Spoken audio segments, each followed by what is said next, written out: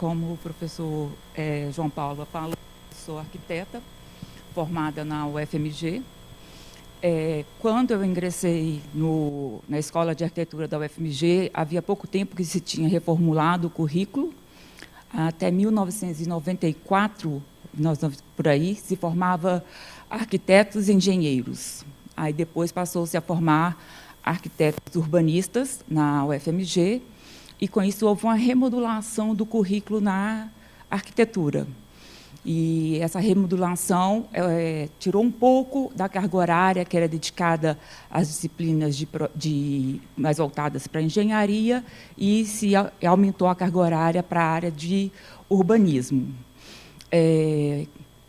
Eu fiz meu mestrado também aqui na UFMG, em engenharia de estruturas, mais precisamente em estruturas de aço em situação de incêndio, e fiz o doutorado na cotutela entre arquitetura e engenharia. E dei aula, como o professor falou, para disciplinas de sistemas construtivos, principalmente no curso de arquitetura. Então, eu sempre trabalhei com meus alunos essa questão da relação entre arquitetura e estrutura, porque, nos dias de hoje, muitos dos alunos chegam pensando que eles não precisam saber, não precisam conhecer a estrutura, que eles não precisam calcular, e aí a gente tem que mostrar para ele a importância da estrutura dentro da arquitetura. Então, vou falar aqui nessa palestra um pouquinho dessa questão, de como que é a questão da estrutura dentro da arquitetura e a relação da estrutura com a arquitetura ao longo do tempo. A arquitetura é a apropriação do espaço através de sua organização e delimitação, a fim de criar ambientes onde possam ser desenvolvidas atividades humanas. Uma obra arquitetônica deve ser concebida como um todo, formal, funcional e técnico. Esse todo formal, funcional e técnico vem lá do Triângulo Clássico de Vitrúvio, que foi o primeiro teórico da parte de arquitetura, em que ele tem ali o utilitas, firmitas e venustas, que é a função, a forma e a estrutura, e que o equilíbrio desses três elementos é que constituiriam uma obra arquitetônica. Portanto, a partir desse conceito inicial, a estrutura ela deve ser concebida como uma parte da obra arquitetônica e não devendo ser pensada como um feito isolado. Não se pode conceber uma forma que não necessite uma estrutura, ou uma estrutura que não tenha uma forma. A concepção da forma implica na concepção da estrutura e, em consequência, dos materiais e processos para concretizá-la. Sendo assim, a forma e a estrutura nascem juntas, são um só objeto. Conceber uma implica em conceber a outra e vice-versa. Uma coisa que eu sempre falo é que quem concebe a estrutura é o arquiteto. Porque a partir do momento em que você, no projeto arquitetônico, vai definir o material que você vai usar, se é aço, madeira e concreto, você já está começando a definir sua estrutura. A partir do momento que você define a sua forma no seu conceito, você já está pensando em estrutura. Então, o engenheiro ele vai entrar com cálculo, dimensionamento, com todas as outras habilidades ali na estrutura, mas a definição da estrutura vai nascer quando você cria o projeto. Quando você faz o projeto, você automaticamente já está definindo grande parte da sua estrutura, já nessa parte de concepção.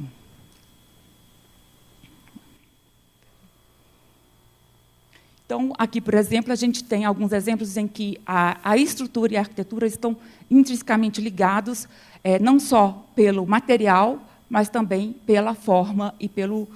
a gente vê ali a Estação Oriente, em Lisboa, do Santiago Calatrava, o material é o aço, e ali a gente tem a estrutura e a arquitetura juntos, caminhando juntos, quando se criou um, se criou o outro.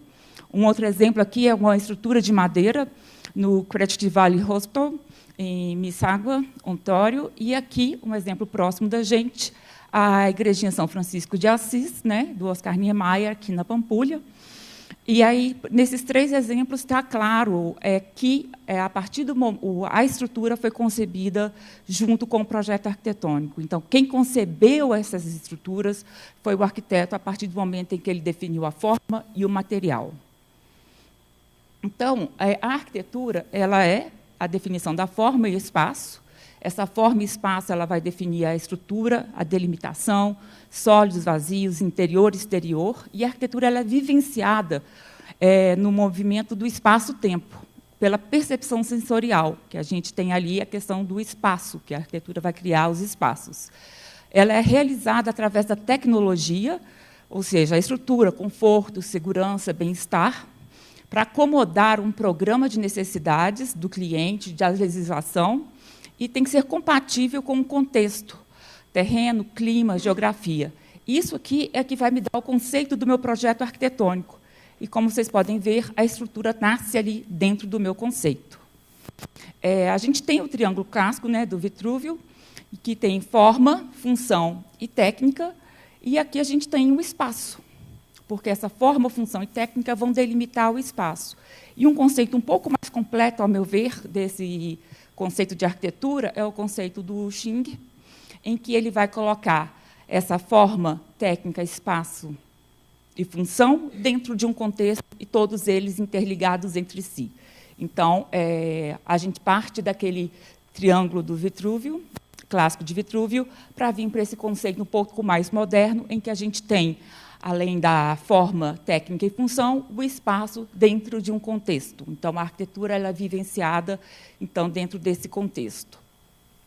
Ao longo do tempo, a gente tem essa relação entre arquitetura e estrutura, engenharia e arquitetura, se aproximando e se separando várias vezes ao longo do tempo da história da arquitetura. Então, historicamente, eles nasceram juntos, eram o mesmo profissional que era responsável tanto pela arquitetura quanto pela estrutura, pela engenharia. Então, o profissional que trabalhava a construção em si, a arquitetura, ele era o mesmo profissional, arquiteto e engenheiro, trabalhava tudo junto, era uma única, os arquitetos eram que faziam tudo. Então, os primeiros arquitetos, eles serviam como professores para passar, o conhecimento era passado de geração para geração. Então, o conhecimento era um conhecimento empírico e ele era passado de geração para geração. Aqui embaixo, a gente vai ver eu tenho aqui uma linha do tempo, em que a gente vai ver o que vai acontecendo ao longo dos séculos, né, nessa relação, o que vai importante nessa linha do tempo, para que vai fazer com que a arquitetura e a estrutura se aproxime ou se distancie ao longo do tempo.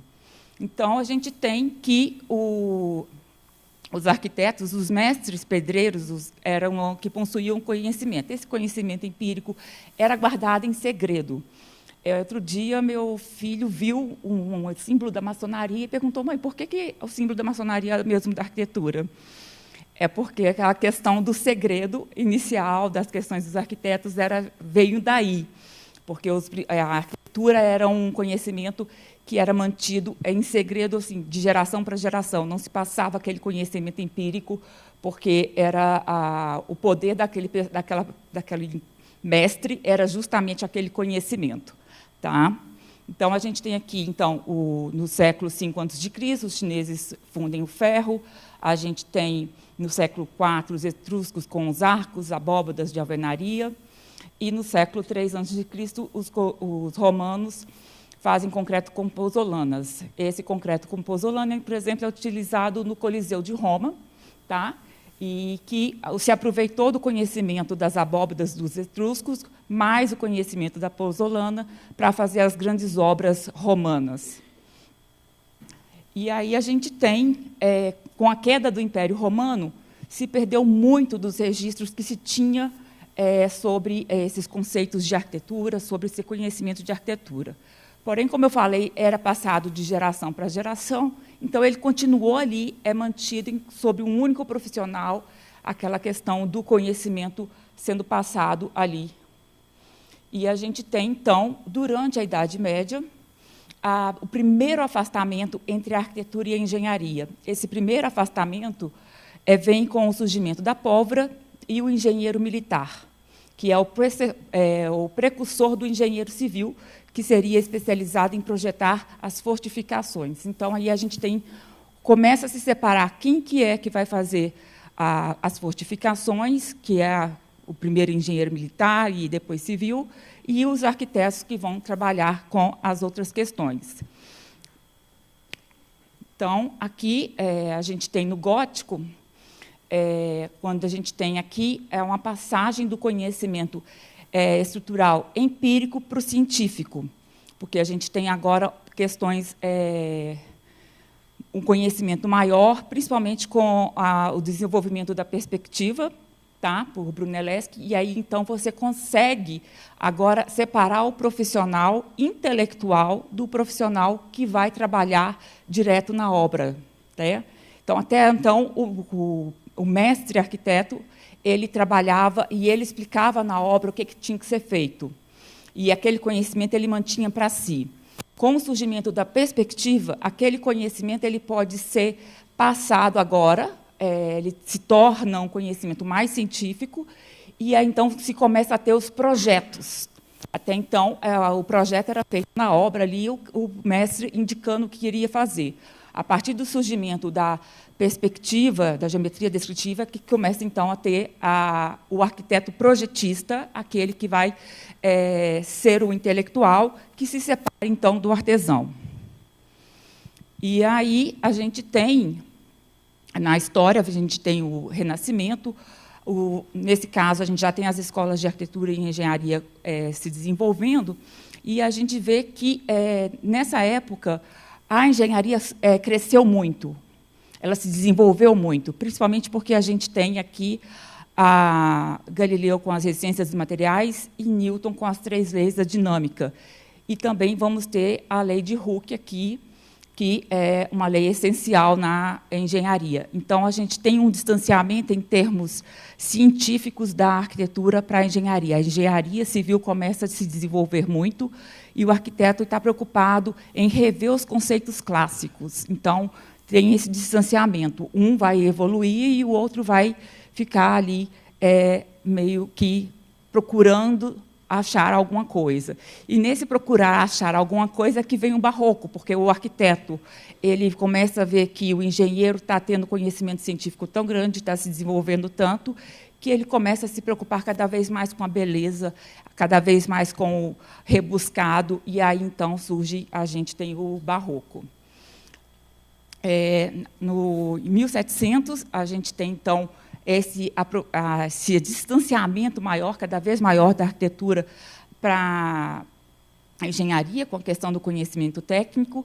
A gente vê aí também, começa a surgir o concreto armado, a gente tem o cimento Portland, que é patenteado em 1824. Em 1848, a gente tem a primeira estrutura em concreto armado, que, só por curiosidade, a primeira estrutura em concreto armado foi um barco,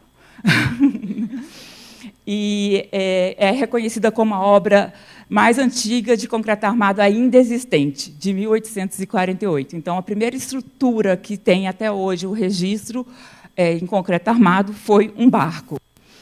Então, com essa questão do concreto armado, com a questão do elevador e tudo mais, a gente tem aí começa a ter uma verticalização, a gente começa a ter o sistema viga-pilar, né? E aí começa a ter uma verticalização. A gente tem também, após o grande incêndio de Chicago, surge a Escola de Chicago, e um dos principais representantes dessa escola, que é o Louis Sullivan, ele fala que a forma segue a função. Então, a partir desse momento, a gente tinha até aí, naquele triângulo inicial, que depois virou um círculo, né? A gente tinha que a beleza, a forma, estava sempre em primeiro lugar ali para os arquitetos durante aquele período anterior da Idade Média, o classicismo, o Renascimento, e agora a gente tem uma nova aproximação da arquitetura com a técnica.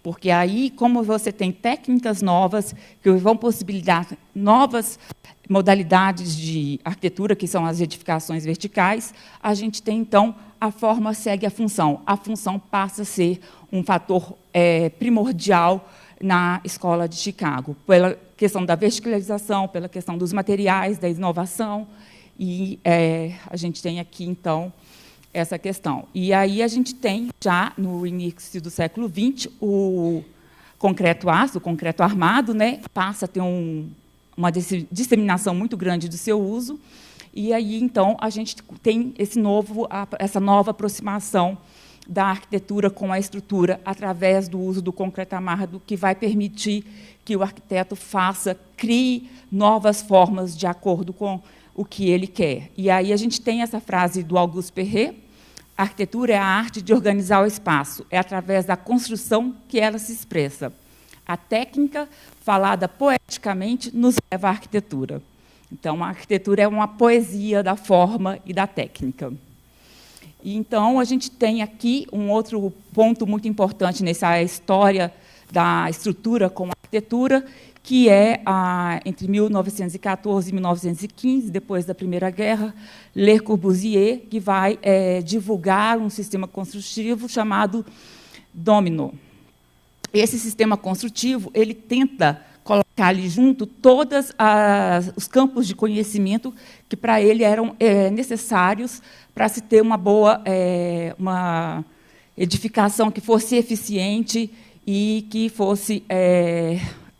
pudesse ser recriada várias vezes, que era uma das questões após a Primeira Guerra. Então, ele vai trabalhar a estética, a engenharia, a economia e a arquitetura dentro desse sistema, que aqui é uma reprodução do que seria esse sistema. Nada nesse projeto dele é pensado ao acaso, ele pensa os vãos, o deslocamento dos pilares, das fachadas, tudo aí é pensado em termos desses conhecimentos técnicos todos que, para ele, eram essenciais, que é colocado dentro desse sistema Domino. Os pilares são afastados da fachada, e aí o distanciamento entre pilares é determinado de forma que a gente tenha esses balanços aqui para equilibrar os momentos aqui, né? Se a gente fizer um diagrama de momentos, a gente vai ver que a gente tem um equilíbrio de momentos. Se o pilar tivesse na fachada, o momento entre os pilares naquela laje seria maior, né? É assim como ele afasta o pilar da fachada, aproxima os pilares, ele diminui o momento máximo. Ele cria um momento negativo e diminui o momento máximo. Então, tudo nesse projeto ele fez pensando associar a arquitetura, a engenharia, todos os conhecimentos, o conforto. Tá? E, assim, esse projeto não chegou a ser desenvolvido e replicado por questões técnicas. Ainda não se tinha, naquela época, como fazer isso de uma forma como ele pensou inicialmente, tipo quase que em série, tá? E aí, então, a gente tem nesse movimento, então, essa aproximação da arquitetura com a engenharia. E aí, em 1919, a gente tem a Bauhaus, e onde a gente vê também essa questão do sistema estrutural voltar a ser valorizado, e a estrutura passa a ser participante incondicional da forma arquitetônica, através dos pilotis, das plantas livres, da regularidade dos apoios, e aí a gente vai ver, então, alguns arquitetos que vão ter essa questão da estrutura ali um pouco mais marcante, mesmo em alguns casos em que o menos é mais, né, do Mies van der Rohe, em que a gente tem ali praticamente só a estrutura. Você vê a casa ali, é uma casa em que a estrutura está aparente, a estrutura é o grande elemento dessa construção. E aqui a gente tem, só em termos de contexto de época, né, no Brasil, em 1930, a gente vai ter o primeiro arranha-céu no Brasil, que é o edifício Martinelli, desculpa, que foi esse edifício aqui. Ele demorou... ele começou a ser construído em 1922 e só conseguiu ser terminado em 1934. Tem até notícia de jornal da época falando assim, não caiu, porque quando estava construindo, como ele era muito alto em relação aos outros, existia uma insegurança, e aí, depois que foi concluído e inaugurado, saiu matéria no jornal, tipo, o edifício Martinelli não cai. porque se existia uma grande insegurança ainda, era uma questão muito nova aqui no Brasil, essa questão dos edifícios altos. Como vocês sabem, em 1930, a gente não tinha a globalização, as pessoas não tinham conhecimento do que acontecia em outros lugares do mundo, e, para eles, ver um edifício ali de 30 andares era uma coisa praticamente impensável, e aí tinha essa questão de sair notícia no jornal, porque realmente foi um avanço, um marco na história da arquitetura. Aí a gente chega, então, próximo agora do final do século XX, depois da Segunda Guerra, a gente tem alguma proliferação de diferentes tipos de arquitetura, por assim dizer, né? A gente tem a arquitetura orgânica, a gente tem a arquitetura high-tech. Essa arquitetura high-tech, um dos principais expoentes dela é o Pompidou, né? Lá em Paris, em que a tecnologia é o elemento principal. Você quer mostrar a tecnologia, então, no Pompidou, tudo está à mostra, tudo vai para a fachada, as tubulações, a estrutura, tudo vai para a fachada lá no Pompidou, justamente para mostrar essa tecnologia que está chegando aí. E a gente tem também, no pós-modernismo, uma variedade grande, como eu falei, do que vai acontecendo. A gente tem a arquitetura desconstrutivista, em que a estrutura ela está ali, ela é parte, mas ela fica escondida, o que vale ali é a forma. Então, você tem aí uma disseminação maior no período contemporâneo desse tipo de... fica mais a escolha, hoje em dia, se a gente tem arquitetos que vão trabalhar mais a estrutura, arquitetos que vão trabalhar mais a forma, mas é essencial que se conheça a estrutura. Aqui, então, a gente tem, eu vou trazer aqui alguns exemplos do que a gente tem hoje de arquitetura, onde a estrutura faz uma parte muito relevante. Entre um dos maiores exponenciais nessa parte, onde a estrutura é relevante, a gente tem o Santiago Calatrava, em que ele trabalha muito a questão da estrutura dentro da arquitetura. Aqui, novamente, a Estação Oriente, em Lisboa. Aqui uma outra vista da Estação Oriente. Então, assim, você percebe que a arquitetura e a estrutura aí são inseparáveis. Você não sabe o que ali é estrutura, o que é arquitetura. O porquê, se aquilo é só estrutura, se aquilo é arquitetura, são inseparáveis. Para o Calatrava, na obra do Calatrava, a estrutura e a arquitetura são inseparáveis. Aqui um outro exemplo de uma outra obra dele, essa é uma galeria, Galeria Lambert. Você vê que ele trabalha mais ou menos na mesma temática da Estação Oriente, ali, com os materiais, com a estrutura. Aqui o Complexo Olímpico de Atenas, uma outra vista. E aqui um outro exemplo em que a estrutura também faz um papel muito importante, sendo forma e estrutura é uma única coisa com a Zaha Hadid. Então, a gente tem ali a forma e a estrutura estão juntos, e, para ela, também, a estrutura é essencial para ela pensar a forma e a estrutura. Então, recapitulando, a gente tem, então, essa questão da arquitetura e estrutura, elas vai ter um distanciamento, uma aproximação ao longo da história, né? Então, a gente tem o primeiro afastamento ali com o engenheiro militar, com o poder bélico. Inicialmente eram a mesma coisa, depois tem aí a engenharia bélica, que depois vira engenheiro civil.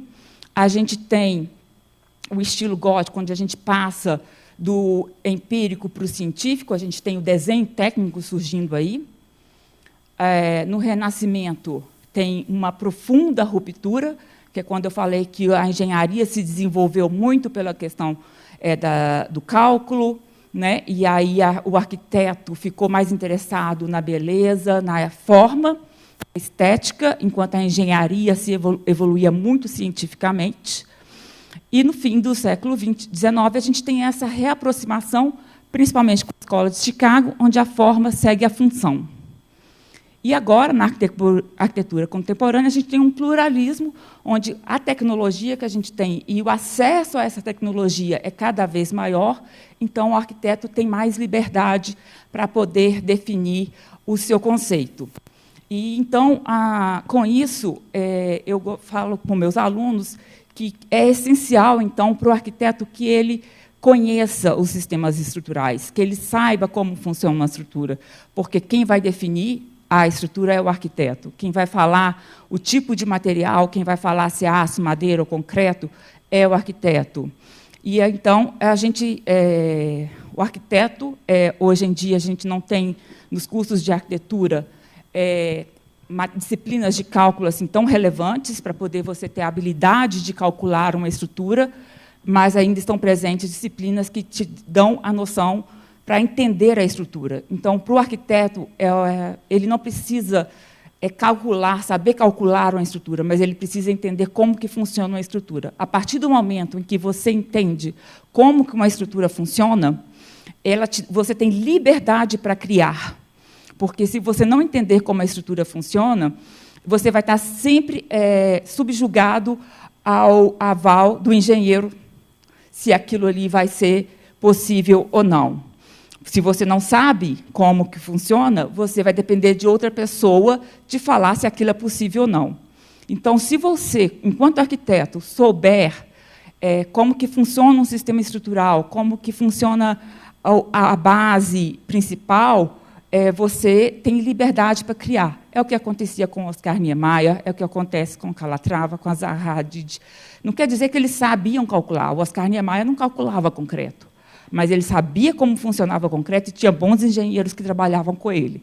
Então, você não precisa saber calcular, mas você precisa entender os materiais, entender os sistemas, para poder você ter liberdade para criar dentro do universo de materiais e tecnologias que a gente tem hoje, que cada vez mais a gente tem mais materiais, mais tecnologia e maiores possibilidades. Então, é essencial que o arquiteto tenha essa noção da importância da estrutura e que não é ele fazer um projeto e depois entregar para o engenheiro lançar a estrutura, porque aí ele vai estar dependente a sua criação, o seu conceito vai passar a depender de outra pessoa. Se você entende como funciona uma estrutura, o seu conceito vai depender apenas de você, e o outro vai te ajudar a colocar o seu conceito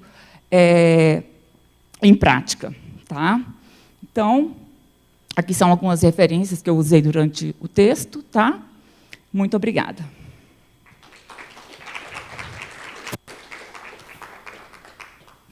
Bem, tenho uma questão, um comentário a fazer. Referiu aqui alguns arquitetos que diz que tratam bem a estrutura, nomeadamente o Calatrava, o próprio Oscar Niemeyer, mas eu costumo dar um exemplo. Por exemplo, o Calatrava, apesar de ser uma pessoa, arquiteto, engenheiro, muito ligado à estrutura, mostrou aqui um caso da Estação do Oriente, e não sei se sabem, a Estação do Oriente tem 2 arcos, que vê-se aí numa foto, se calhar até passar para trás, já agora é interessante. É a segunda foto do Calatrava. É esta aqui. Pronto, tem aqui estes 2 arcos. Estão aqui. Isto são duas passarelas, como estão aqui a ver. E, portanto, isto é uma estrutura que deve ter custado, eu diria, se calhar, uns milhões. Acontece que estas 2 estruturas hoje em dia estão fechadas, porque as pessoas passavam aqui e isto tinha uma vibração muito grande. E, portanto, as pessoas sentiam desconforto ao passar. E porquê é que isto acontece? Acontece que, porque este arco, o Calatrava, quando fez, só pensou isto na estética, não pensou na forma. Porque se ele tivesse pegado neste arco e tivesse colocado o arco um pouco mais na vertical, isto tinha menos vibrações, já deixava de ter vibrações. Portanto, ele percebe de estruturas, mas não percebia muito de dinâmica de estruturas. E, portanto, aqui é um exemplo de uma situação, portanto, onde, de facto, talvez o conhecimento de estruturas ajudasse um pouco. O próprio Oscar Niemeyer também tem problemas, não é? Mostrou a Igrejinha da Pampulha, ela passou por 3 reformas antes de ser inaugurada.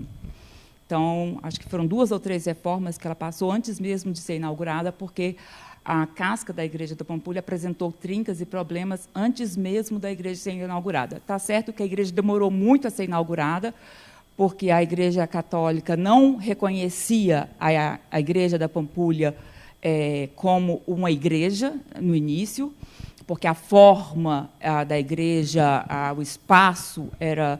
O arcebispo aqui em Belo Horizonte não reconhecia aquilo ali como se fosse uma igreja, era muito diferente do conceito que se tinha de igreja. Então, uma das coisas que demorou a ser inaugurada foi por isso, mas também ela passou por 2 reformas antes mesmo da inauguração. Não quer dizer que você, enquanto arquiteto, não vá cometer erros na hora de pensar na estrutura. É por isso que você precisa ter um bom conhecimento, um bom network para saber ter um bom contato com a engenharia na hora de projetar. É igual nos arcos do Calatrava, se os engenheiros tivessem falado com ele, às vezes, olha, se você mudar aqui o arco, você tem uma estabilidade maior ou menor, pode ser que teria mudado alguma coisa. Não sei, porque... existe uma coisa, às vezes, a visão do arquiteto pode ser que seja um pouco limitada, em alguns casos, na questão de, assim, ele achar que vai interferir demais no conceito e aí bater o pé, não, é isso, é isso, é isso. Por isso que eu falo que é essencial conhecer como que funciona para você ter um pouco mais de liberdade. Não quer dizer que não vai ocorrer erros, né, mas... É possível, e já estive lá na Estação Oriente, realmente ela tem uma parte muito bonita e tudo, mas Calatrava teve alguns outros erros assim, de projeto, tem um outro também que teve um erro. Tá? Então, assim, você saber se esses arquitetos, Oscar Niemeyer, Calatrava, que conhecem o funcionamento de uma estrutura um pouco mais assim e abusam um pouco mais desse conhecimento nos projetos, tem erros desse tipo. Imagina a gente que não, se a gente não estudar e não entender de estrutura, e aí fica muito mais complicado. Pronto, e são alguns exemplos. De facto, são pessoas que são arquitetos, neste caso têm uma ligação maior com a estrutura, mas e os outros, em geral, muitas vezes têm menos ligação. E por isso faz todo o sentido fazer cada vez mais esta ponte entre a arquitetura e a engenharia, e neste caso entre a arquitetura e a estrutura, que são de facto indissociáveis. E, portanto, quando nós estamos a conceber, portanto, uma obra arquitetónica, de certa forma, portanto, devemos pensar, portanto, também na estrutura. Por exemplo, outro exemplo que eu dou da Gar do Oriente, e também nesta figura. Isto aqui, portanto, pretende representar, a meu ver, árvores, não é? Palmeiras. Se calhar não era preciso uma estrutura com esta dimensão em termos de aço, não é? Se a gente olharmos para uma palmeira aí, que resiste ao vento, e é em madeira, não é? Não é em aço, tem uma secção muito menor. E, portanto, não precisávamos, se calhar, desta secção toda em aço. Outro aspecto também é que isto é muito infuncional. Quem está aqui na Estação do Oriente, vento e chuva apanha. Portanto, isto não está ali a fazer nada, só tem função estética. Realmente, ele é muito alto ali para poder ele fazer essa função de cobrir a área. Realmente, você vê a pessoa ali do lado, ali, olha, na imagem tem uma pessoa do lado ali, então você vê que realmente a escala é muito grande. Tá?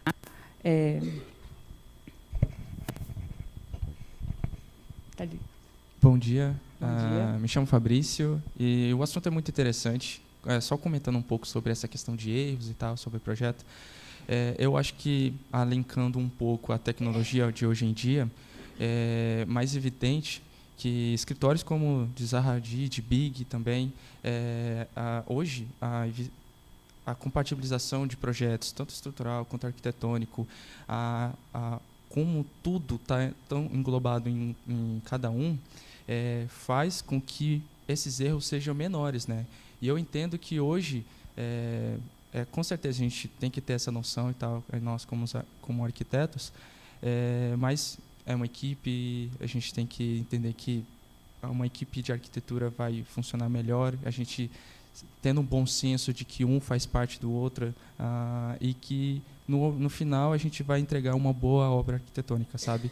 Então, tipo, só conectando um pouco sobre tecnologia hoje em dia, hoje tudo está mais fácil, o conhecimento está aí, e esses erros que acontecem no século passado, na década passada, cada vez mais, né, está sendo... Sim, tendem a diminuir, principalmente com o sistema BIM, né, em que você tem tudo ali integrado. Mas pensando na realidade brasileira, a maior parte dos escritórios ainda funcionam separadamente. A gente ainda usa o termo projetos complementares, né? A gente ainda não chegou ainda nesse ponto desses grandes escritórios, como o escritório que era da Zaha Hadid, de poder você fazer ali, ter uma integração desde o início. O que a gente tem na realidade brasileira hoje ainda, na maior parte das vezes, são o arquiteto com projeto arquitetônico, o engenheiro com estrutural. Você trabalhando projetos complementares ainda eu detesto esse nome, projeto complementar, não, são todos projetos, e todos, como eu mostrei lá no início, estão dentro do conceito de arquitetura, e então a gente ainda está um pouco limitado ainda nesse sentido. Por isso que eu acho assim, eu falo que o curso de arquitetura é um dos cursos mais difíceis que tem, porque a gente tem, dentro do curso de arquitetura, a gente vai ver conforto, a gente vê que é da engenharia mecânica, conforto térmico, acústico da engenharia mecânica, a gente vê estrutura, que é da engenharia civil, a gente vai ver paisagismo, a gente vê desenho de interior, a gente vê detalhamento, a gente vê uma infinidade de assuntos, isso só no projeto arquitetônico, sem pensar na parte do urbanismo. Então, assim, só dentro do projeto a gente tem uma infinidade de assuntos para tratar. E o que eu percebo, enquanto professora da área, é que, muitas vezes, por a gente estar trabalhando ainda nesse sistema, cada um no seu cantinho, no seu computador, fazendo a sua parte, a gente ainda não consegue ter, muitas vezes, essa visão do todo. A gente trabalha sempre com os complementares, que é terrível em termos de eficiência, inclusive. Eu trabalho muito com engenharia de incêndio, então eu trabalho muito com estruturas em situação de incêndio, e uma das questões que eu trabalho é a influência da segurança contra o incêndio no projeto arquitetônico. E aí, daí minha coisa com projeto complementar. A estrutura não é um projeto que deve vir depois. A questão do incêndio não deve vir depois. A questão do conforto não deve vir depois. A questão da hidráulica, da elétrica, não deve vir depois. Isso tudo está lá no conceito. Nasce junto com o seu projeto. E aí, depois, você pode refinar isso, entendeu? Mas isso nasce com o seu projeto. Bom dia. Matheus, falando. Eu não sei, não é exatamente uma questão, é mais uma reflexão que a apresentação motivou, e um pouco dessa discussão final aqui eu acho que vai um pouco nesse sentido. Eu acho que a relação entre arquitetura e estrutura ela é complexa e sistêmica, né? Acho que é uma boa maneira de definir, porque se a gente pensa a arquitetura como ofício, né, aí a gente vai ter a relação entre arquitetura e engenharia. E essa eu acho que depende muito de contexto histórico, eu não acho que ela seja igual em todos os países, né? A gente bebe do modelo europeu, não sei como é que é isso no Oriente, não sei como é que é isso na África, né? Realmente não vi nada sobre isso na minha graduação em arquitetura. E quando a gente olha para aqueles dois modelos, né, o modelo vitruviano e o modelo do Xing também, a gente tem no do Xing forma, técnica, espaço e função. E o contexto, que é importantíssimo, eu acho. Só que em nenhum desses dois modelos a gente tem pessoas. Não existe o usuário e também não existe, então, pessoas como indivíduo e nem pessoas como coletivo. Né? O usuário não aparece e a sociedade também está fora desse modelo. E eu acho que aí começa um pouco a crítica que as escolas de arquitetura e de engenharia, enfim, que a academia deveria fazer sobre como ela ensina essas disciplinas, como ela continua ensinando esses ofícios. né? Se a gente pensar no usuário, a gente vai lembrar que esse usuário vai sentir frio, então não vamos fazer um telhado tão alto, porque não vai proteger do vento, não vai proteger da chuva, ou seja, qual é o objetivo disso, né? Se a gente pensar em recursos econômicos que são escassos, principalmente no nosso contexto, a gente também vai pensar, será que vale a pena gastar tanto dinheiro né, em uma obra, quando daqui a pouco eu poderia, com esse mesmo dinheiro, fazer outras obras. E o que eu acho que vai um pouco então em favor desse tipo de arquitetura seria então talvez a questão da poesia e do encantamento, né? Então tu ter assim uma coisa diferente que vai encantar, né? Que é como tu, sei lá, tu lê uma poesia, aquilo pode te tocar, né? E aí nessa relação está o usuário também, né? Porque se não tem uma pessoa lendo e se encantando, percebendo, vivenciando esse espaço, não vai acontecer essa mágica, né? Então, como eu disse, não é uma pergunta, é só uma reflexão e muito obrigado pela apresentação. Naquele modelo do Xing, logo depois eu passei uma escalinha, né, que a arquitetura ela tem forma, espaço, e aí ele coloca lá que ela deve ser vivenciada no tempo, né? Então a arquitetura ela é vivenciada no momento e no tempo. Eu acho assim, quando ele pensa no contexto, ele está pensando nisso também, as pessoas que estão ali, só no conceito do Xing, porque eu acho que é um conceito um pouco mais completo do que o triângulo vitruviano. Mas é essencial, sim, que a gente pense,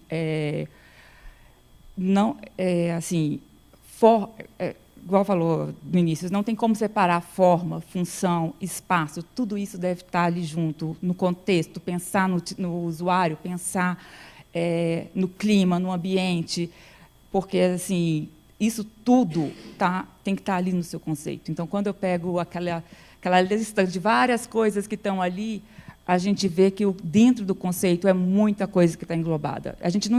É impossível, eu acho, que uma pessoa, um arquiteto sozinho, fazer um conceito que não tenha nenhum ajuste a ser feito depois, porque são tantos os fatores envolvidos que, por isso, sim, os grandes escritórios trabalham com equipes multidisciplinares para você ser capaz de, ali, reconhecer, saber, no desenvolvimento do projeto, todas as questões que vão estar envolvidas.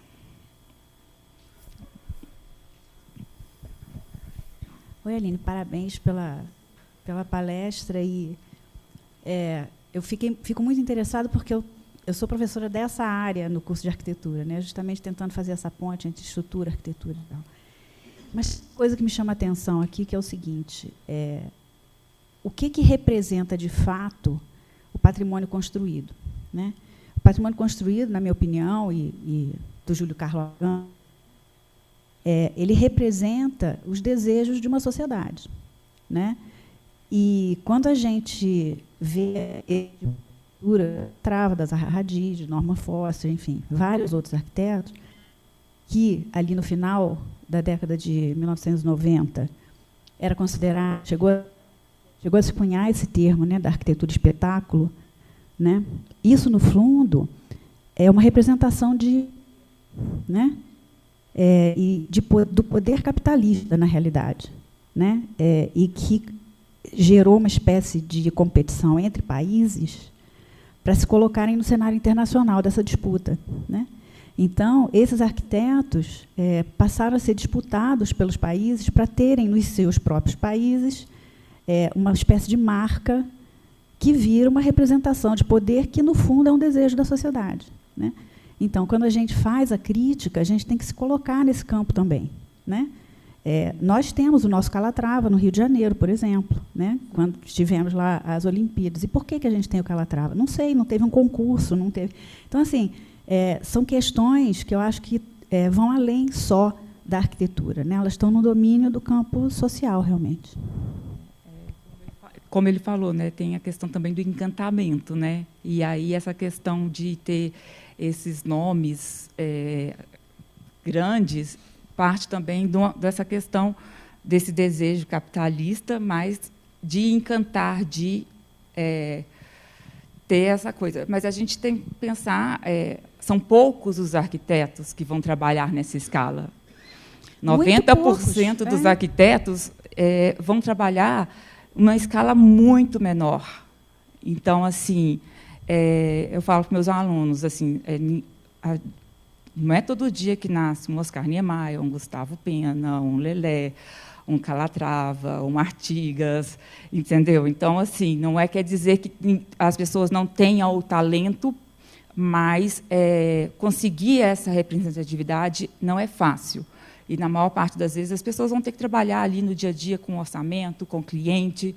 E, por exemplo, eu fiz um projeto uma vez em que eu coloquei uma laje de bordo livre e tal, e o engenheiro queria colocar uma viga.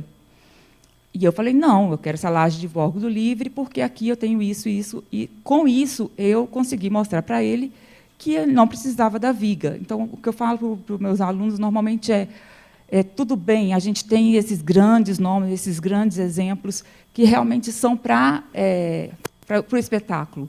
Mas, no dia a dia, ali no projeto de uma casa, de um prédio, de uma reforma, você saber todos os conceitos ali, não necessariamente o cálculo, mas os conceitos, vai te ajudar a ter a sua liberdade, mesmo que seja naquela pequena escala. Só para terminar, para passar, talvez, então, a gente devesse começar a repensar o sistema ensino-aprendizagem e tirar desse âmbito autoral da arquitetura a importância que a gente dá, né? Eu creio que, assim, tem que estar tudo ligado. É igual, a tendência com o sistema BIM, você trabalhar cada vez mais interligado. Por mais que cada um esteja na sua casa, no seu computador, você vai estar ali trabalhando integrado um com o outro. E saber ali, vai poder ter essa colaboração um pouco maior. Mas eu acho que o Brasil ainda tem que caminhar mais ainda até chegar lá. Não vejo isso num futuro tão próximo, pelas questões financeiras, econômicas e que a gente tem no Brasil, né? Então, mas eu acho que o futuro de um sistema BIM em que todos estão trabalhando integrados, mesmo que cada um está ali no seu computador, mas te permite essa integração, pode ajudar, sim, nesse termo e diminuir um pouco essa questão, inclusive, do ego, porque vão estar tudo, como a gente viu, todos os... como eu falei, eu não gosto do nome projeto complementar, justamente por isso, são todos projetos. Bom dia, obrigada, Aline, pela palestra, excelente palestra, foi uma aula para mim. Eu sou da FAO, UFRJ, professora Vivian, e só queria fazer um breve comentário, fazendo um link com o comentário do colega aqui na frente, que eu acho muito importante a gente passar para os alunos que eles têm que ter uma preocupação muito grande com a questão econômica também, em relação ao projeto. Eu sou engenheira e dou aula para alunos de arquitetura. Por 10 anos eu dei aula de concepção estrutural, atrelado a um conceito de ateliê integrado. Então, assim, era um projeto em que eles faziam lançamento estrutural, pré-dimensionamento de um edifício. Já fiz isso também, já dei essa matéria. A gente aborda que a gente teve avanço tecnológico, temos tecnologias que permitem arrojar a estrutura ser até assim um protagonista na edificação, né? Essa questão toda que você abordou muito bem na sua palestra. Só que eu sempre fiz questão de insistir com eles a questão econômica, porque a gente tem que pensar não só no dinheiro que será gasto na construção, como o professor João Paulo falou, mas sim na manutenção.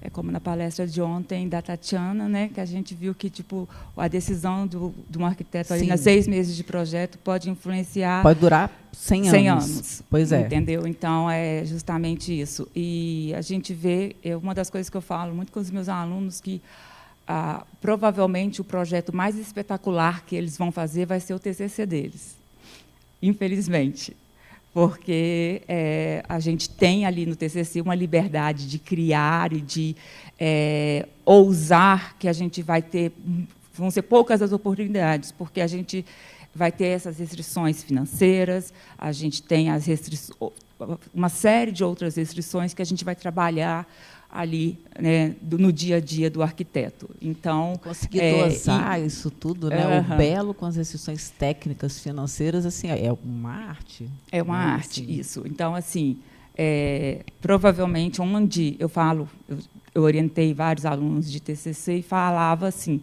você tem que pode fazer um projeto que seja edificável, economicamente, estruturalmente, mas aproveita que provavelmente é onde você vai ter mais liberdade é no seu TCC, porque depois vem o seu cliente que pensa diferente de você, que quer uma coisa às vezes diferente de você, vem aí as normas que estão sempre atualizando. Também, né? Porque às vezes não tem dinheiro suficiente para arrojar, né? Tem ali a questão do orçamento. Então, tem tantas as restrições que vão surgindo, que aí, assim, uma das questões que eu falo muito é você precisa conhecer as suas restrições para ter a sua liberdade de criar. Então, a partir do momento que você entende as suas restrições, você fica mais livre para criar. Então, se você tem um bom conhecimento da estrutura, do material, se tem um bom conhecimento de tudo que está envolto no projeto, por mais que sejam restrições, eles vão te dar uma liberdade de criar, porque você vai saber o que você pode, ali dentro daquele universo, até onde você pode ir. Se você não souber até onde você pode ir dentro daquele universo com aquelas restrições, quem vai te dizer essas restrições são outras pessoas, e elas não vão estar, às vezes, pensando no seu conceito, não vão ter a mesma perspectiva que você em relação ao seu projeto. E, nesse contexto, essa interface entre arquitetos e engenheiros é importantíssima, né? A gente falar a mesma língua, assim, trabalhar em parceria. É assim, essencial, né? Tanto que eu sou arquiteta, trabalho com estruturas e trabalho com incêndio. Então, assim, para mim é essencial. E, como eu disse, eu detesto o nome projeto complementar, porque são todos projetos e todos devem estar interligados, não ser lançados ou colocados após o projeto estar pronto. Eles têm que estar ali junto no conceito.